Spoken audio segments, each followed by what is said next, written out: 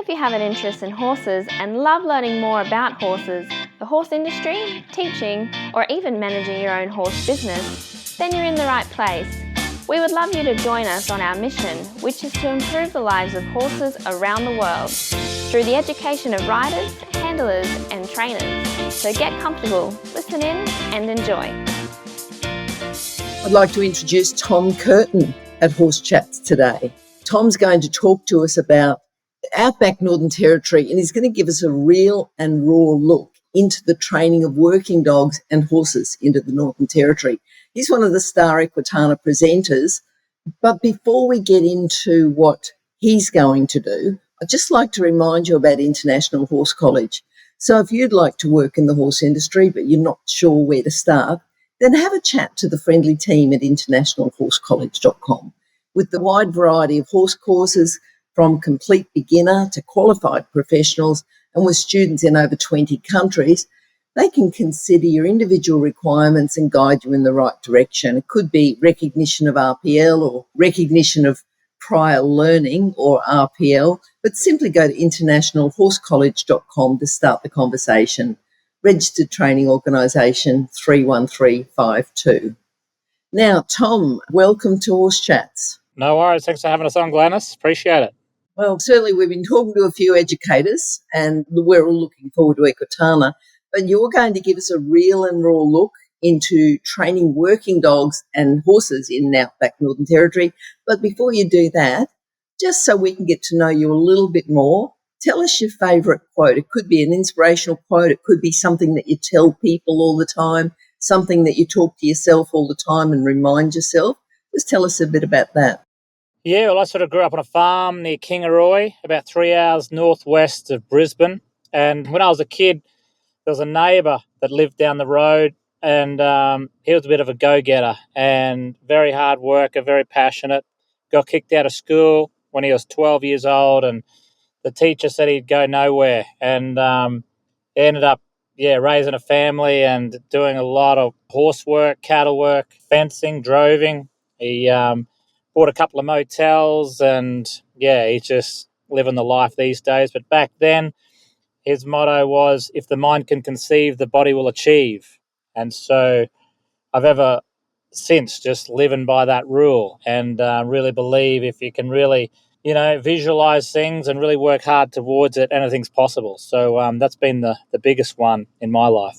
I love it. And I love it when, I can't remember the exact quote, but it's a bit like, the people who are standing back, looking at people achieving and saying the wrong things about them should take a leaf from the book of the people that are actually achieving their goals. So I'm really happy to just find someone who people said wouldn't go anywhere and he's done well, and horses too, that people say, no, they're no good, we'll get rid of them, and then they go on and achieve great things. Yeah, that's right. There's a lot in it, I think, and I'm still learning all the time in life and also with horses and dogs, and the same sort of thing. There's so much, as human beings, we're still learning as well with all the animal side and the psychology behind it all, and I think it's fascinating and amazing what you can get achieved if you delve into it a little deeper level. Mm. And it's a long way from Kingaroy to Katherine. What took you up to the Territory? Yeah, I just seen on the TV when I was a kid all about the wide open spaces, the helicopters and bull catchers and the cattle, I suppose, up there. And I just always wanted to get up amongst it all. And I tried to leave school after year 7. Mum and Dad tracked me down and told me to pull my head in and get back to work. And so I finished year 12, and they said, no, you got to get a trade or a degree before you go. So I ended up doing a 3-year degree in beef cattle, and finally, headed up there about 10 hours south of Darwin, and just went on a cattle station working in the stock camps. And I loved it. I was there for a couple of years working in the stock camps, mustering cattle, and then got moved into breaking in horses there, which was fascinating and a real turning point in my career. It's a different life, It's for people who are brought up in the city, it's a different life. I think most people with horses, they're not real city people. It's sort of, sometimes you get a little bit in between. But if someone's thinking about going out west, going to Katherine, forget about the knowledge because, we keep gaining knowledge as we go. What do you think their character traits need to be? The core character skills. What sort of characters do they need to be? Yeah, I think you've just got to have an open mind and be willing to try. And I think you've got to be able to get on with people, all different ages, sizes, temperaments, and be able to work. You've got to really be able to just keep on going, in the heat, in the dust, in the saddle, long days in the saddle.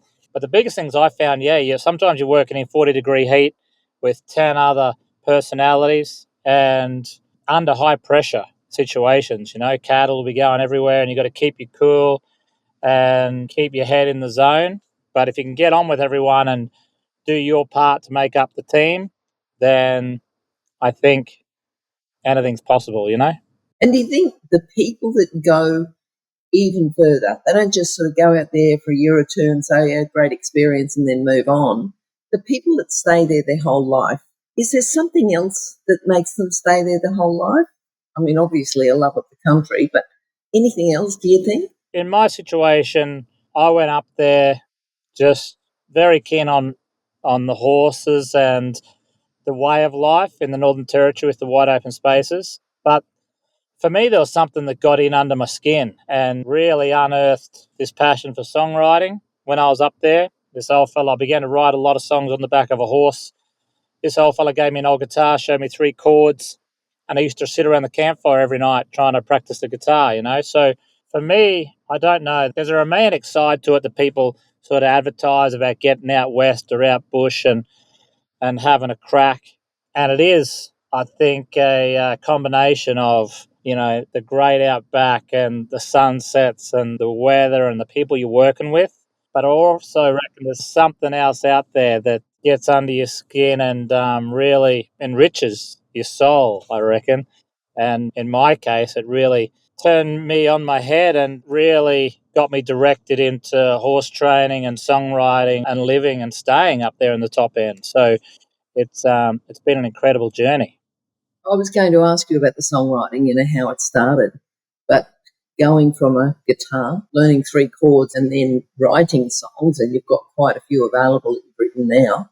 And if anyone's interested there, the best way that I've found is just if you go to YouTube and there's like a stack there and really good listening, particularly like for driving and things. So, I urge people to go there. And those details as well will be on Horse Chats, and you just need to search for the name horsechats.com and you'll get them.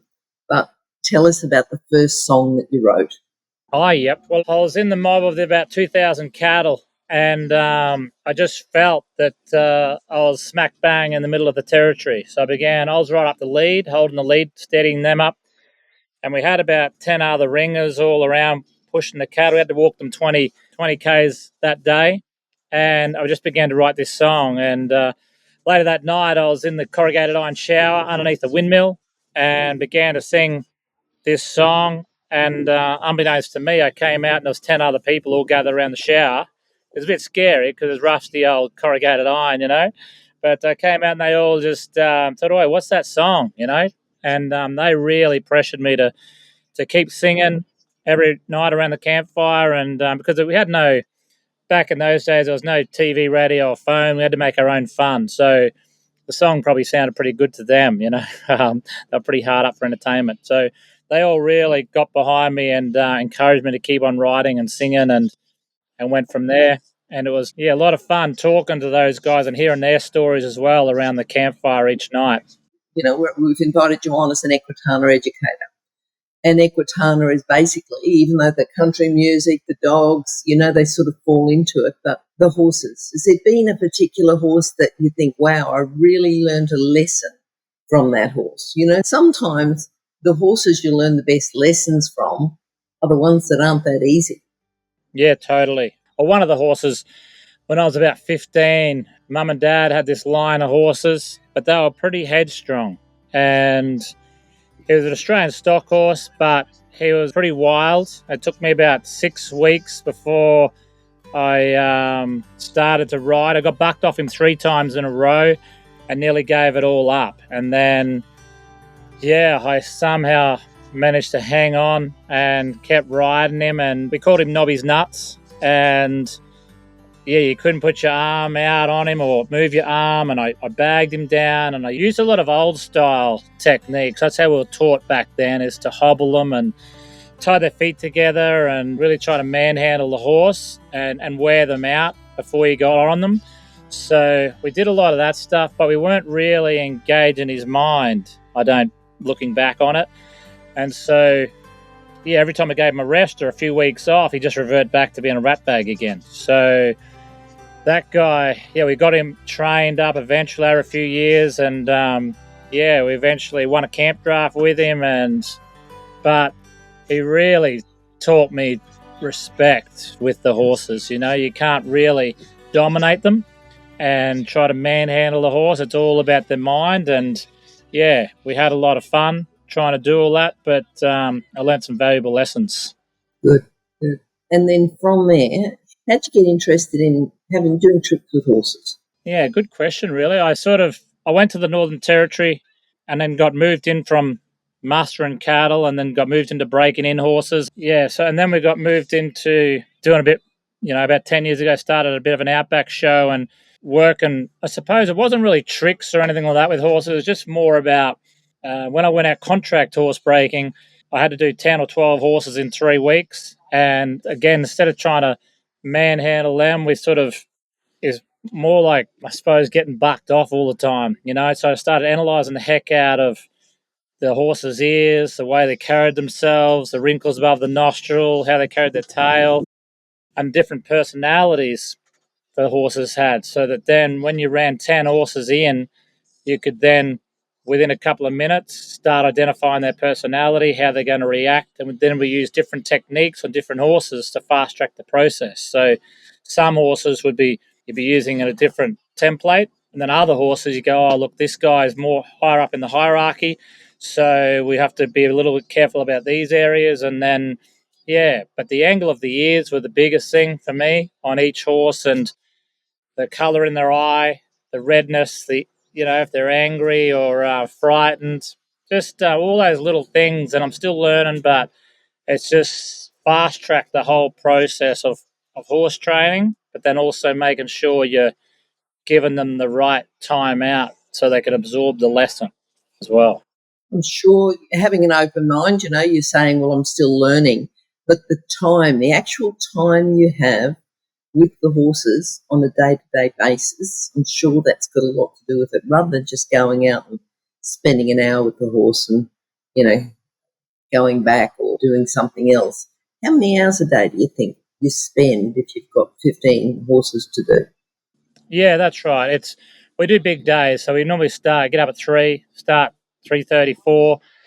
But exactly right. It's a quality of time that is spent too. When I first started, I was always rushing and trying to get through all these horses. So I'd used to work about 40 minutes, 45 minutes per horse as a breaker. But then over the years, I started to just slow down a bit.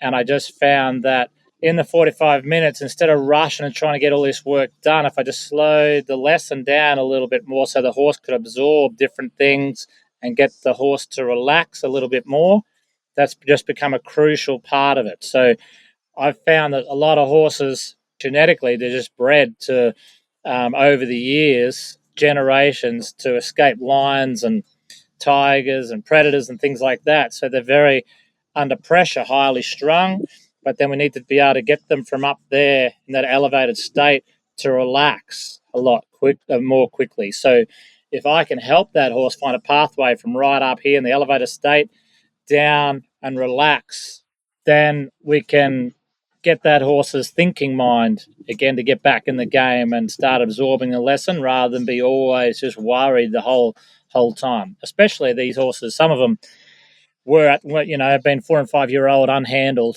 and we're trying to achieve different tasks with them in each lesson, but the next day they're not really taking that next step forward because they're still panicking. So I think the amount of time you spend with them has been crucial, and it all varies on different horses. Since you've been doing that sort of work, is there a horse that you've been particularly proud of, or a moment? Not even a horse, but a moment. Might have been with a couple of horses, might have been with one special horse, but just something you can look back and say, I really achieved that. I I'm really proud with what I've done there. Yeah. We got one horse was one called Legend. He was Australian stock horse by Conman. I found out he's breeding. He was 5-year-old when I got him. He kept bucking people off. And I do get a lot of horses that people don't like or get along with. So I get them pretty cheap.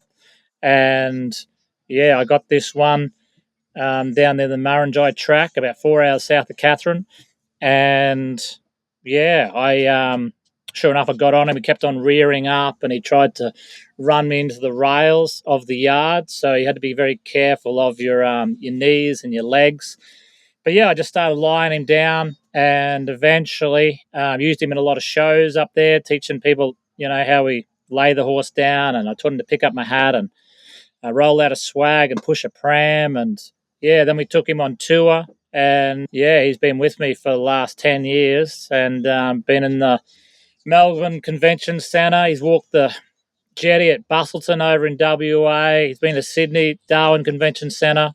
And yeah, he's just been a phenomenal horse. And still, he's won a few camp drafts with me, open camp drafts around the, I think it was the Diamond of the West over at Kununurra, these pink Argyle diamond earrings. So I was going to pierce his ears, but I thought I'd better not. But he's just an amazing horse. And he passed away last year up in Katherine, about 20-year-old. So, yeah, just an awesome horse. And still just taught me that you manhandle or boss the horse around. You still got to work with their psychology and go with each individual. And he's just been a horse that just taught me a lot of valuable lessons. So thinking about where you are now, you've sort of learned your lessons, you've got an open mind, you've spent quite a bit of time with the horses. We haven't even talked about the dogs yet, but, getting to where you are now as a Star Equitana presenter, educator, and doing a tour. So your tour is like, I've had a look at the map and it's just everywhere. It's like every state on the mainland in Australia, you're doing a tour. So if people are listening and they might think, well, where am I going to get there? Just tell us that website again where your tour details are. Yeah, it's just tomcurtin.com.au and it's called the Good Life Tour. And yeah, I think we do about 65 shows around the country every 6 months over the summer months.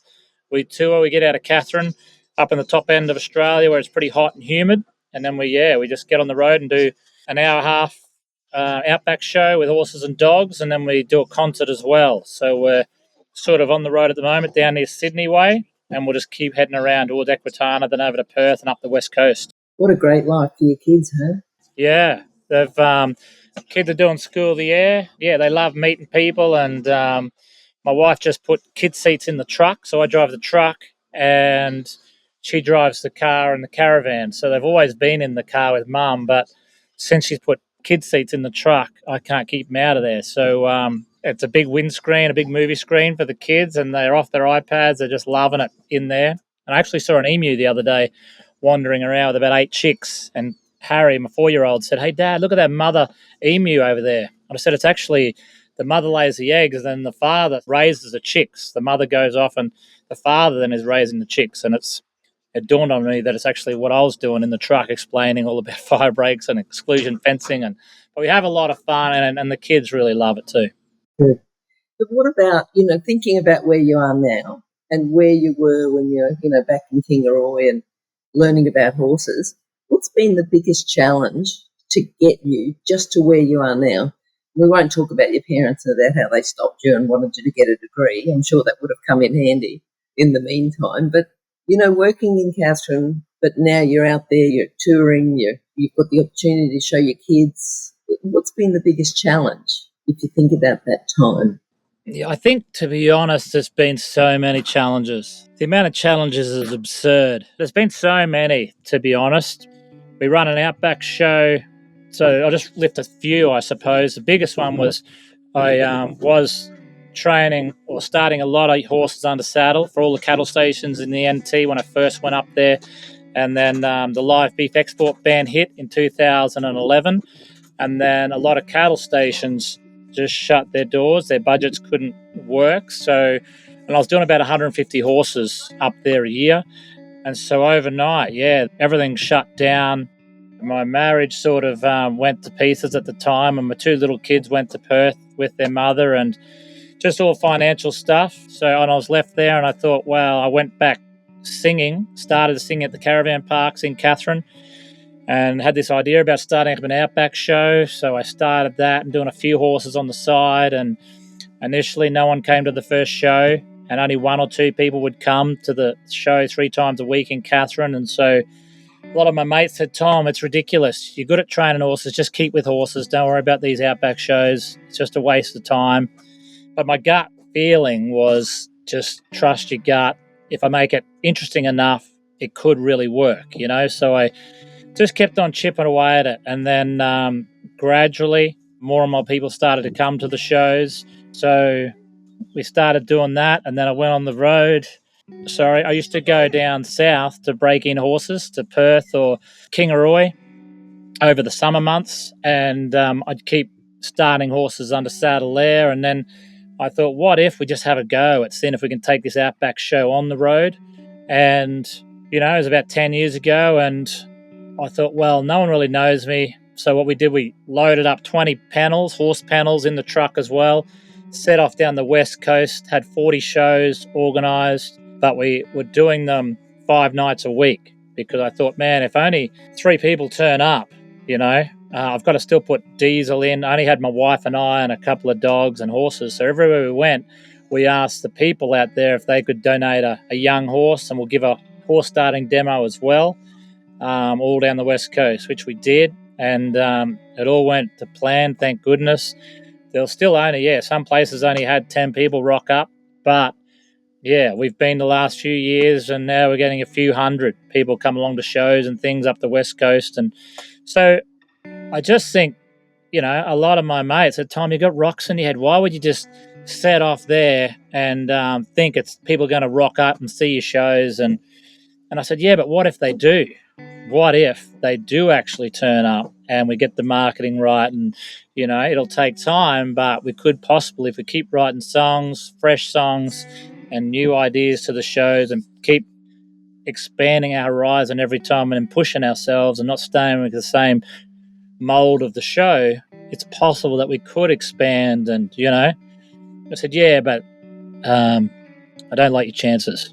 So there's been so many walls put up in front of us, COVID. We had no tourism. We had to think outside the box, went back training horses, started up a riding school for kids to learn how to ride, and started with Katherine people, then to Darwin, and then as the borders opened again, we got outside people coming. So it's been a lot of things, but I think the overall thing was every time a wall went up in front of us, my line of thinking was there's always a way around it. You know, so instead of just saying, okay, we can't go there, I said, okay, well, what other way? There's got to be another way of going around. So let's work out the other way of around this wall, and then we'll figure out a solution. Great. So you're not only resilient, but you're solution orientated. That's you deserve to be where you are then. Well, I've got a good wife too. I met my wife hitchhiking in southern WA. I was training horses about 8 years ago, and her old man picked me up off the side of the road and took me back to their farm. And about 12 months later, convinced her to come up to Katherine. And so, yeah, she stuck around, and now we've got 2 little kids as well, and still poking along. And she's been amazing, you know, to really keep it all running as well. And then to go on the road as well. She loves it, and living out of a caravan and meeting people and, yeah, trying a few kids on the go. It's a lot of fun. All right. Now, something more along the lines of education for our listeners. You do a lot with young horses or even older horses that are still classified as young horses, I suppose, if you're sort of thinking. What's the oldest horse that you've started from scratch? I've done a couple of 10-year-old horses on cattle stations in the Territory when I first started out because they were the only horses I could get. All the other horse breakers or trainers had them. So, yeah, they were there, and some were pretty good. Some were just so stubborn, you know, and rightly so, you know. They've been stuck under a tree for 10 years and then pulled out, and here you go. Some have been started before. They'd learned a lot of bad habits. So, yeah, and I think cutting my teeth on those 7, 8, 9-year-old, 10-year-old horses was some of the biggest learning lessons I've ever had out there. And yeah, been barked off and trapped under. Horses fallen and trapped underneath me, or my leg under a horse, and 10 k's from the homestead. And if you let the horse go, it'd just take off, and you'd have to very delicately get yourself out from under there, and a lot of different things. But it just taught me a lot about just to be respectful towards the horse and be aware of their age and where they're from, and have an understanding of you just can't whack them through the mill and punch them out the other end and expect them to be this horse when they've had all this previous adventure themselves. So it's been a big learning curve. So thinking about, when I was saying young horses, horses up to 10 that haven't had any handling, what have you learned from other people, riders, trainers, handlers, when they handle these horses that you just think, I don't think you should be doing that. I'd be doing it different. What do you think they're doing that you'd be doing different? I think one of the biggest things is the lunging. A lot of people, when they start to lunge, a lot of people, especially even yearling foals or 2-year-olds, I think the lunging is a real respect thing. And people, like when I lunge a horse, I stand in front of the horse and I ask that horse, I show it where to go, and I don't move my feet, right? And I ask that horse with a flag to move out of my space and to take that lead and get out on that direction. A lot of people I've found doing clinics around the country is they ask the horse to go, but then they run around to the hind end to try to get the hind feet of the horse to move. In the horse world, the dominant horse, he walks straight towards another horse that's in front of the hay bale, and the inferior horse has got to move his feet out of the way, otherwise he gets kicked or bitten. So if we're not showing that horse that we're the boss and we're running our feet around, that horse is going, oh, well, I don't do much at all. That guy's the inferior fella, so he's moving his feet. So I think just out of respect, if we can teach that horse to move its feet to get out of our space, left, right, the back up, anything like that is the number one thing of a respect and safety as well. So horses don't start running over the top of you, but also don't just mindlessly teach your horse to run around you in the lunge. Also, a lot of people just lunge. I see them lunging round and round and round, and it might be getting fit, but that there's nothing going on through really the mind of the horse. I think if you can keep changing that up, the speed, the direction, moving that horse's feet, and when it does the right thing, give it 3 to 5 seconds off so it can chill, lick its lips, absorb that lesson, and then go on to the next thing. I think there needs to be a timeout when the horse does the right thing, and keep going. If the horse is not doing the right thing, you've got to keep going until you get that correct movement at the right time, and then release the pressure. So I think it's the timing of the reward is also crucial. I think that timing, it's a foundation of a lot of training, but the timing takes a little while to develop. That's right. Have you got any hints to get that timing right to help people? We talked about fast track before. To help people fast track that ability to see the right moment. I think if you focus on the horse's feet, really, so in particular, if you go for the lunge and you're asking that horse to move, I want the front foot to move first. So if I'm asking the horse to go to the left and then I've got my flag out, asking it to go, I increase that pressure until that one foot starts to go, and then I freeze my hand or drop my hand. So that if you look at its feet and you're keeping your feet still in the lunge, you're asking, increase the pressure, and then you just got to keep building that pressure, and you might even have to tap it on the shoulder to get that whole front end to move. But as soon as that leg goes, back off, you know? Yeah, and I do the exact same thing on a dog. If I'm teaching the dog to go to the left, I have it on a string like a lunge, and I show the dog that way. I increase the pressure with the bag. As soon as that dog looks like it's going, when its feet start going, my feet are still, my hand stops, give it 3 seconds off, and then I ask again. So I think if you can focus on the feet and then be clear in your mind too of what you're actually asking, and even say it out loud, like my wife thought I was crazy when I was, because I try to ride a lot of horses without a bridle. And so I'm going, okay, so I want this horse to stop. So I've got my feet on. So I'm walking around the kitchen and I'm going feet on, feet off to stop, inside leg on to rock back and get it, outside leg squeeze, and I'm walking through the kitchen as if I'm riding a horse to get the coffee, And she's going, what are you doing? But I think if you've got it nailed in your mind, even without a horse there, then when you come through, you're on a horse and there's another element or a factor that you've got to worry about, which is the horse. And then because it's their mind as well. And then the pressure goes to a whole nother level. So if you can train yourself to keep your pressure under control and a cool mind, even when it's going ballistic, chaotic barking or taking off or going too fast, you've got to think, okay, now what do I do here? All at a calm thing. I think the mind yourself is the biggest element just to keep it in check and keep everything under control. I think you really clarified something there, just to do with the mind. So as a, mainly eventer doing dressage, it's okay to learn your test beforehand, but I know that I've done a lot of visualising, and I know that while I might be sitting on a chair visualising my test, I'm thinking inside leg, outside rein, let's bring the horse, go right deep into the corner, keep the rhythm, keep the bend. And I've been thinking a lot, and I think that's really helped. So, if people haven't thought along those lines, go back and listen to what Tom's telling you there. It's not just a matter of keeping the horse's mind active, but keep your mind active, especially in the times when you're not riding, so that you can fast track. You can teach yourself a lot more, a lot quicker.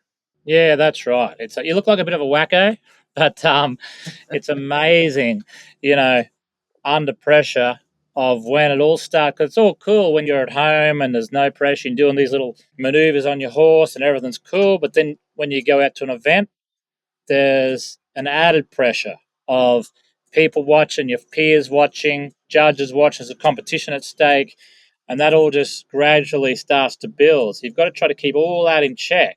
And I've just found that when I do it, compete camp drafting, for instance, I just imagine I'm just by myself. I go into the camp, looking through the cattle, and all I'm trying to do is get the one cow that I picked out of the front of the yard. I'm not worried about running a big score or getting the gate outside. All I want to do is get out the gate. And once I'm at the gate, all I do is look for the first peg. And if I can get to the first peg, then I worry about the second peg. So everything in my mind is all structured so that we're not going, I need a big 90 score out there to get around the gate. It's just, let's just pick the right cow. Then try to do the night, get out the gate of the camp. And it's all just in levels. And then when I'm riding a horse, a young horse and trying to get nice circles on it, it's where are my legs? Where are my hands? Am I sitting upright? Am I looking forward, looking where I want to go? So I've got all these little cues in my mind, but the biggest one is like, don't give a rat's about who's watching, who's looking. I don't care, So I just mentally block all that out and say, look, we're here. We've done the work at home. Let's just go out and have a crack as if we're at home and see what happens. There's no pressure. Yeah. Now, we haven't talked much about your dogs. What was your first dog? Did you have a dog at Kingaroy? Did you first get the cattle dogs when you went to the territory? Tell us just a little bit about how you got involved with the dogs. Yeah, well, basically, Mum and Dad only had blue heelers at home, which weren't really herding dogs. They were just yard dogs. They'd nip the heels of the cattle in the yards. Dad didn't have much of an idea about a herding dog. And my first dog was when I was 15, got a Kelpie. I started training him on some sheep at home there. But I went with this old fella called Hurley Toomey from Kingaroy and on my school holidays a couple of years earlier. And he showed me how to start a young horse under saddle, and it was very old school. He worked with J.D. Wilton and a few other fellas in the early Australian era. Amazing horseman. But he had this dog in an old chook pen, looked like a dingo, and a yellow dog, and he had all tin up all around the you couldn't really see in. I was there for about 3 weeks every day. He was teaching me how to start this young horse, and I was half keen on that dog, so I was always trying to have a look in there to see. And he'd always rouse at me, get away from that dog, mate. And eventually I said, Mr. Toomey, is there any chance you could show me what that dog does in there? Because I can barely even see it. And my last day, he said, righto, come over here, I'll show you this dog. And he sent this dog. He said, there's 6 head of cattle down the back there. There's about 500 metres in a scrub block. And he said 3 cows have got ear tags in and 3 cows don't. So I'll send this dog down and I'll tell him to get the one with the 3 ear tags. So he came over to this dog and said, hey, mate, and can you just go down the back and get the ones with the 3 ear tags? And he just grabbed his ear like this, his own ear, and pointed to the dog, said, off you go. And that dog went down. You could see him sifting through the cattle, and he brought the 3 cows back with the ear tags. And I said, yeah, but how do I know that the other 3 don't have ear tags? And he said, okay. And he pushed them back. So this dog pushed them back, and he came back to him and gave him a rest for a bit. And he said, righto, go down there, no ear tags, no ear tags. And did these big cross things to this dog. Dog went down, sifted through, and brought back cows with no ear tags, 3 of them. And I said, how the heck did you do that? And he said, mate, if you hang around dogs and horses long enough, you'll work it out. And I've still got no idea, but it was just amazing. So that got me into the working dogs, and then did a few schools. When I was down there around Kingaroy and got into the Kelpies and a couple of collies, did a bit of contract mustering, and then took them up with me to Katherine and started up there and got more into the herding side with Kelpies and collies and the training, and still learning as we go, but we pick up a lot of dogs that people don't like or get along with. We just train the heck out of them, build up their confidence, and then we sell them to farmers all around the country as we travel around. And are you doing anything with dogs at Equitana? Yeah, so we're taking in, I'm not sure, we've got about 10 with us at the moment. So yeah, they said they wanted to, we've got a few goats. So we train the goats, or we round up the goats with the dogs, and have a lot of fun, and same sort of technology as the horses, training the dogs, but again, it's trying to control their natural instinct, work and livestock under pressure. I want to be able to sit them all, call them by their names, put them exactly where I want them, to move these goats around an obstacle course and on top of drum. The goats jump up onto these drums and things like that. So it's not really a polished show. The whole show is all about the training of the animals and trying to teach them all to behave themselves and do as directed, but it doesn't always go to plan, and people can see it's real and raw, and I think that's why they are attracted to the show. Great. Tom, before you go, if people would like to contact you, we've already talked about the show, but can you just go over that again? And for those people that, who are regular listeners, they already know, just go to horsechats.com and they can do a search for you. But tell us your contact details anyway. Yeah, they can just jump on my website, tomcurtin.com.au. I'm on Facebook and Tom Curtin Official, and Instagram there, and Spotify if you want to follow us there on the music side of things. We've got a new song at the moment. I work closely with Dolly's Dream. A little girl a few years ago up in Katherine took her own life after a bout of online bullying. So they started a foundation called Dolly's Dream. So I've written a couple of songs now. The latest one's Be Kind. It's out at the moment, just released to radio with a few other artists. And we just sort of, as we tour, we drop into a lot of schools and talk about the anti-bullying movement and sing them a few songs. So you can go to our website. I think these shirts, Dolly's Dream here, $10 for every shirt goes to Dolly's Dream. So I think we've raised about $60,000 so far just from people, jumping on buying a shirt. You can do that on the website as well. And it's just our way of helping out as we travel around. Great job. Okay, well, Tom, great to talk to you.